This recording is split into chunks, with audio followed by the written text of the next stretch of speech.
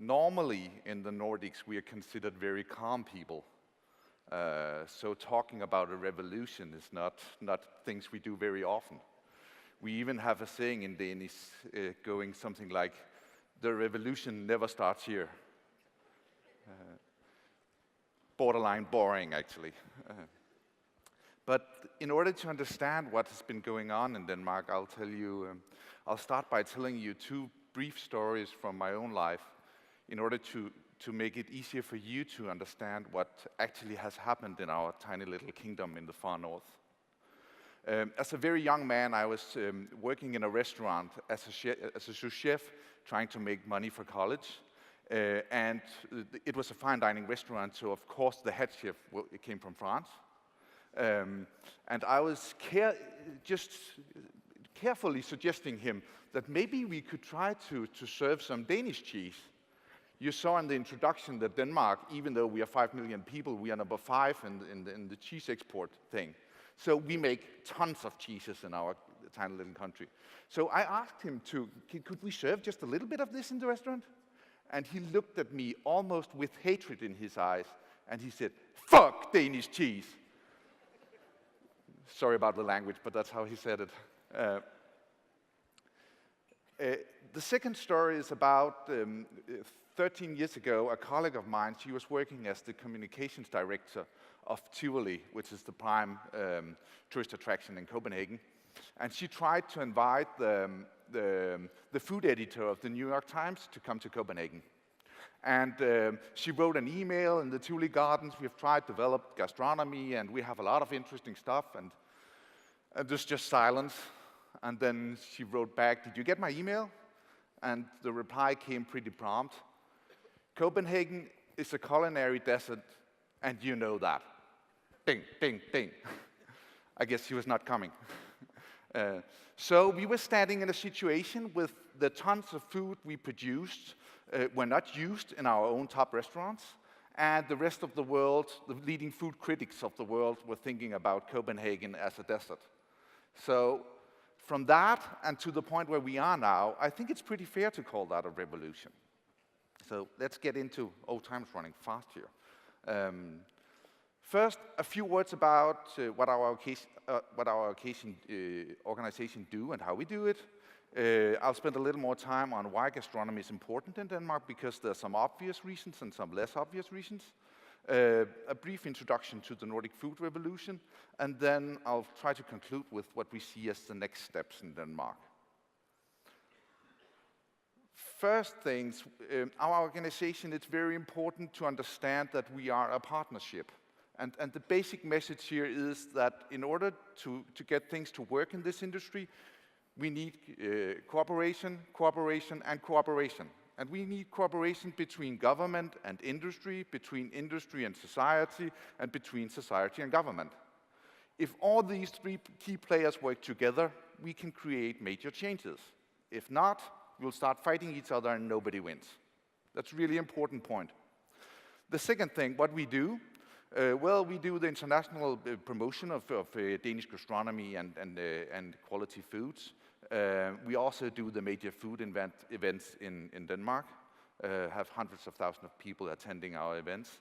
And then we help facilitate what good people try to do for Nordic gastronomy. For example, we have sponsored René Redzepi and his Mad Symposium from the very beginning. So that's just a very brief introduction to what we do. Why gastronomy is important? As I started out by saying, there's some very obvious reasons. Of course, it creates a lot of money. This is the growth rates for the restaurant industry divided into regions in Denmark. And in Denmark, it's a very important point that it's all regions. It's not just a Copenhagen phenomenon. It goes on all over the country. The numbers in brief. The restaurant industry has an annual turnover of 5.6 billion euros. And remember, this is a country less than half the size of Istanbul. Last year, growth was 6.8, which is just about 3 times as much as the economy overall grew. And that's the important part here. It's a fast-growing industry, actually. Restaurants created more than 5,000 jobs. Again, the numbers are small, but so is the economy. And what I think is much more important in the long run, Copenhagen is one of the fastest growing European city destinations, and it is so mainly because of the food scene. And that creates a lot of added value in other industries, which is the really important part. The not so obvious reasons why gastronomy is important is that we have seen a true revolution in our food system as a whole. If you take the restaurant scene, it's 5.6 billion, but if you take the total food system of Denmark, it's more than 30 billion euros a year. And then it starts becoming really interesting how you can affect that kind of numbers. We have seen a truckload of new products. I mean, 20 years ago, we would have 10 breweries in Denmark, maybe 2 major dairies, 2 major meat producers, and now we have hundreds of each of these things. And they all turn out a lot of new products, they turn out new businesses, they turn out new talent. I had the pleasure of contributing to an interview with Time magazine. They even gave it a name. They termed it nomonomics, basically to give it a name, how one restaurant and one industry can change the whole food system of a country that has been exporting tons of food for more than 125 years. So we need to understand that gastronomy is far, far more important than the restaurant industry. It has the potential and it has the duty, I'll almost say, to influence the total food system. It also creates a lot of new entrepreneurs. This is the industry in Denmark where we have most new startups. A lot of them go bankrupt, but that's okay as long as a lot more people start new businesses. It also, and I think that's pretty often forgotten, it's also one of the industry also holds the promise to create better meals for a lot of people. Basically, most of us agree that we need to turn this world and the food system into a more sustainable one, both in economic terms and in ecological terms. And by doing so, we need to do it in a way that it actually tastes good to do better things. And I think because all of us will do good things if we can enjoy it, actually. And if we succeed in that, we can ultimately have this industry as one of the key players to creating a better planet and better lives for a lot of people. And I think everybody should keep themselves to that promise, because if we do that, we will stay relevant for all the people out there. So back to this Nordic food revolution. Nobody can deny the effect of Noma on this revolution. One single restaurant has changed, has been extremely influential of this development. So I just have it in here just because it has to be mentioned, basically. It even creates its own language. It causes that the young people from all over the world go to Copenhagen to learn how to cook. You can have an intelligent discussion about how good this restaurant actually is, but nobody can argue that it has been extremely influential during the last 10 years. To understand the Nordic food revolution, I think it's very important to understand that it's about a lot of other things than food. It's also a rebellion against a very conservative industry. It is a rediscovery of other meanings, basically. Nature, local pride. I mean, remember my head chef, when I was a young chef, Danish products could not be in the restaurant. Everything has to be from France. Today, the top places in Copenhagen only serve Nordic products. So it's completely changed. And it has changed in a way where it has created a pride and a belief in that we can do things differently if we work together. And that's so important, because when it gets into the heads and minds of so many people, you have the real economic potential. The numbers is one thing, but the movement that's created, that's the thing that's going to make the difference in the long run. The second thing is that we have been working very much inspired by the ICT industry with open economy. Try to imagine the classical chef doing almost magic, creating his secret sauce, and if somebody got the recipe, he had to kill him, basically. Today, all we do is open in the public. The chefs share the recipes with each other. They go and work with each other. They send the sous chefs to work together. Everything is open for the public because if we work together, if we share what we have, we will do a lot better than those who try to fight each other. And that's a key message, especially for a small open economy like the Danish.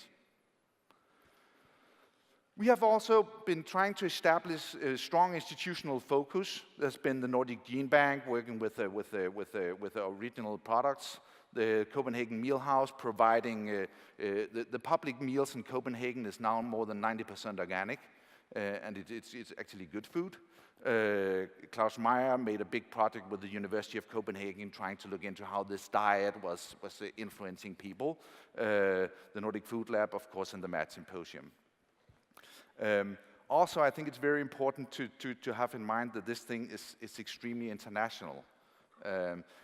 We work closely with a lot of countries all over the world to keep this process alive. All the major Danish chefs went to Spain and to the United States to learn, because that's where a lot of the interesting thing goes on. So of course we should go there, and we should invite them to come to us. And we try to do that as much as possible. And what is happening these days is that now we see that big business is really moving into this area also. And that's a good thing, because we need to be critical towards supermarkets, towards the food industry. We need to keep them up to high standards. But also, when we do that, we also need to remember that without the big guys, we cannot make big changes.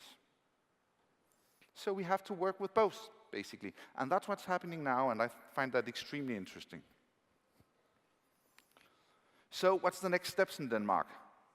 The government finally got the message. We got an action plan, a government action plan for gastronomy. And that's a new thing in Denmark. And I think that's really interesting, because the approach here is to use gastronomy as leverage, as a tool to create better meals for a lot of people, not just in high-end restaurants, but for everybody. To, of course, use, which is quite classical, to use gastronomy to attract tourists. Also to reduce food waste. It's a major problem all over the world. We need to work with that. Gastronomy plays an important role in that. And of course also to the export of food products.